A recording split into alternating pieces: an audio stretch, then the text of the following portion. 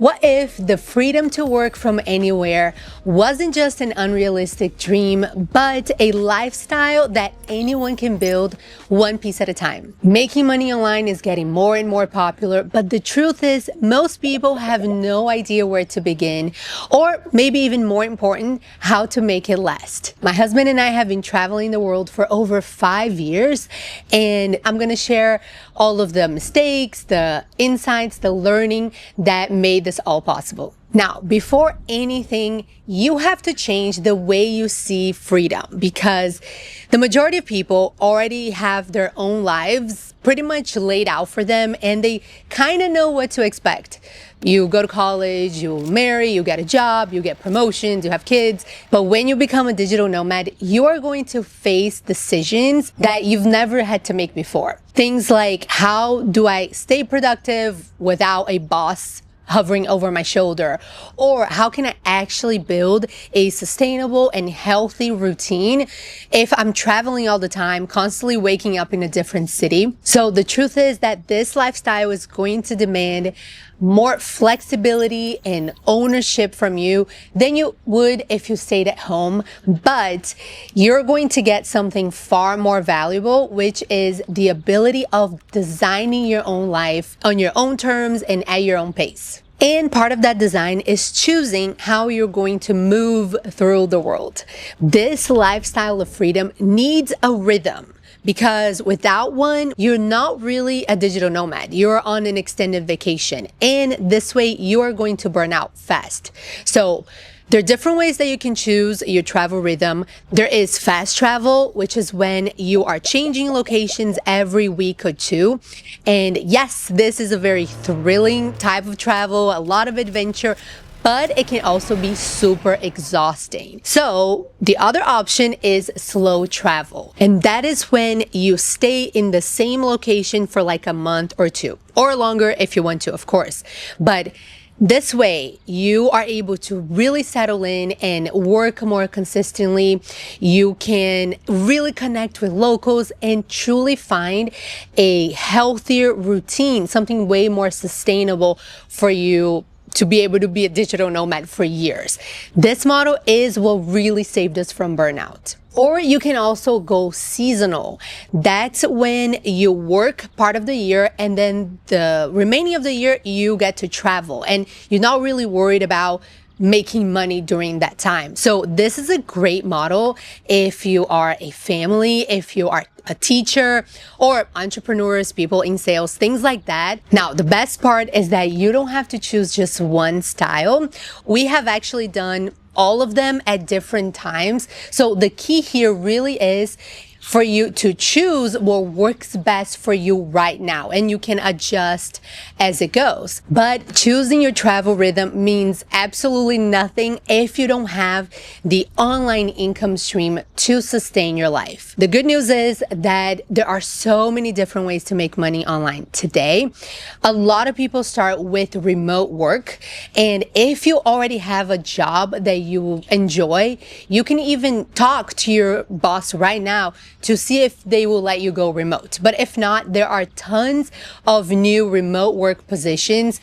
It's getting more and more popular for companies to actually list those types of positions. So there are lots of opportunities, but you also have the option to offer freelancing services. And that can vary from like graphic design to be a virtual assistant to be a travel planner, could work really well if you love to travel. Video editing, copywriting, there's just so many things. And you can start by checking websites like Upwork and Fiverr, where a lot of freelancers list their services, and that could be a platform where you would end up earning money from. But the key is, if you already have a skill, my advice would be refine that skill, become an expert, and that way you can really specialize and earn more from that skill. And of course, there is the option of building your own online business. So that could be content creation, e-commerce, selling your digital products. For us, we started with e-commerce, which to this day we still do. But the game changer for us was creating online courses on Udemy, because It was a much more passive income stream that worked really well for us and for what we were teaching. So we were actually able to work less than 6 hours per week on that business and travel full time. So yes, passive income is possible, but don't think that you have to start with something that big. This is usually something that comes later, like a goal that you're going to build towards. Because usually when you're an entrepreneur or an investor or something like that, you have to work a lot in the beginning for very little money, and then it starts building to where you can decrease the amount of hours you work. Maybe you start hiring people, or the model becomes more passive and you start earning more. So start with something that you can get more immediate money to really fund your life, and then you start building that on the side, would be my advice. But no matter what you choose, the goal is the same, which is to earn enough money to fund your lifestyle wherever you choose to live. Okay, so once that's in motion, the next question is, where do you begin? Because where you start actually matters. Like the destination that you go first matters, because not because you're going to stay there for a long time, but because it's going to allow you to enter into this digital nomad lifestyle with the least amount of issues possible. So don't just choose the trendiest destination that you see on Instagram or that you just hear about. Okay, this is where digital nomads go.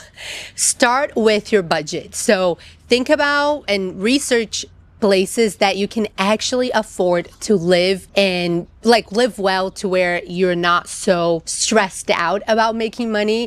And there are tools like Numbeo and Nomad List that can help you compare cities based on cost of living, on internet speed, on safety.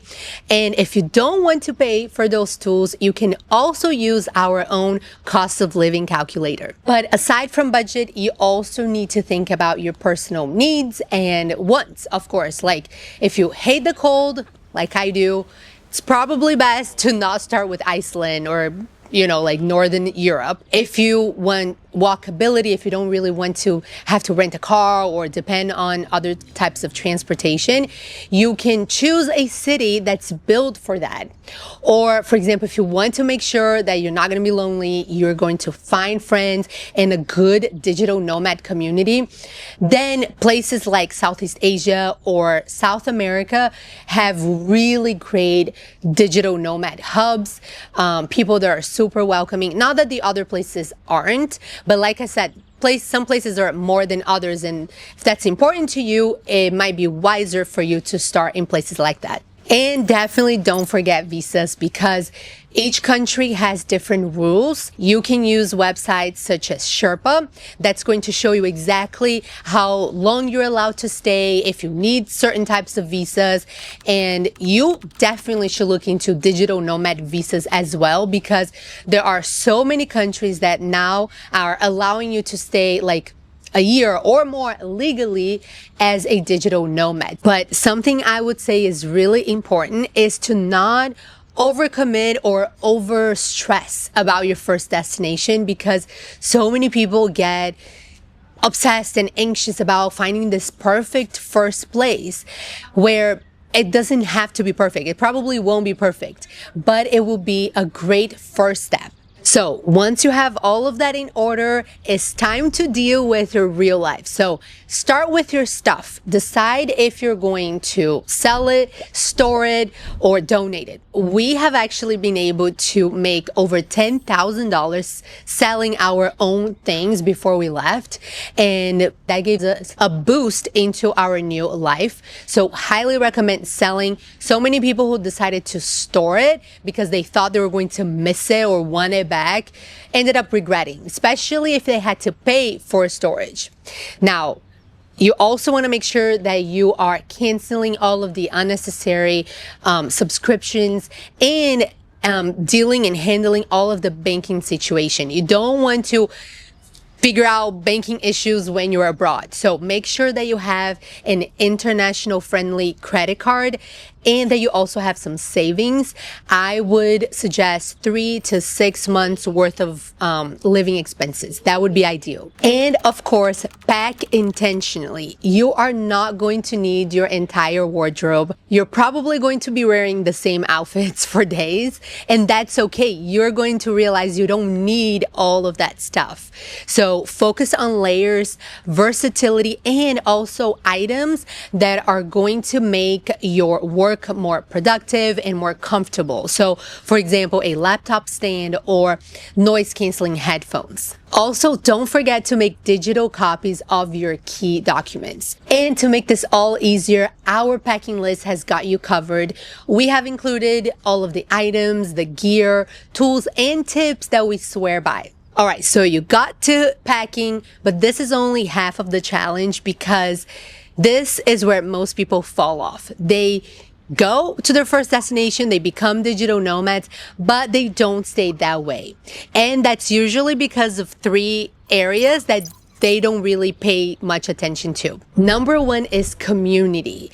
Even if you think, oh, I'm a loner, I'm an introvert, trust me, loneliness gets really real on the road, because even if you feel like you're like that, when you're in a different country, in a completely different culture, you start feeling very different, like no one else gets you. So it is key for you to be able to find community, not just connect with locals, but also find other digital nomads, other people, maybe people from your same country who's on a similar journey.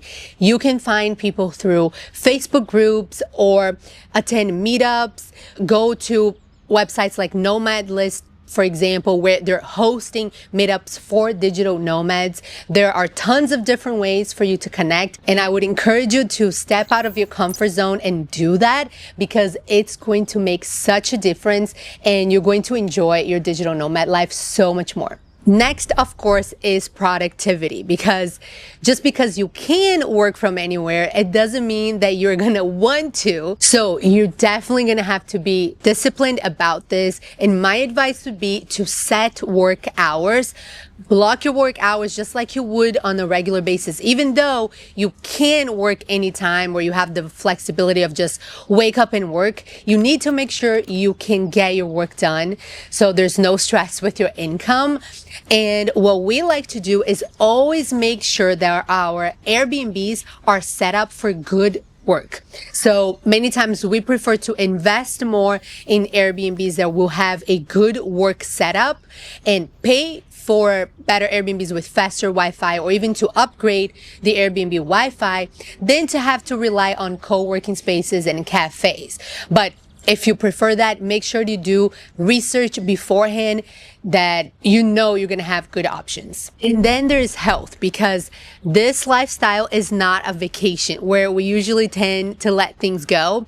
This is your life. So you definitely need to prioritize sleep, eating well, moving your body. So for us, we're always looking for Airbnbs that either have a gym or are close to a gym, where we can plan exercises, whether that's body weight or even going on a walk. This is an area where so many digital nomads kind of ignore, but it affects so much more than you would think. Like I said, this is your life, so you have to prioritize your health just like you would if you were living at home. But the truth is that even with good habits, your lifestyle is not going to stay the same forever. But that is part of the magic, because you will change. Your preferences, your income, your energy, your hunger for adventure, maybe your family, everything is going to evolve, and that is okay. So for example, we started with more budget travel and more faster movement, like I said,